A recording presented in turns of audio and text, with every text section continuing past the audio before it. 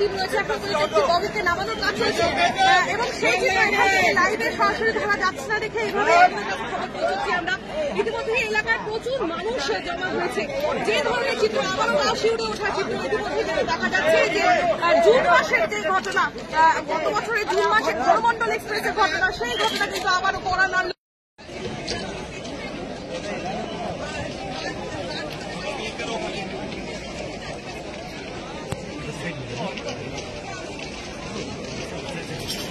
No, no, no.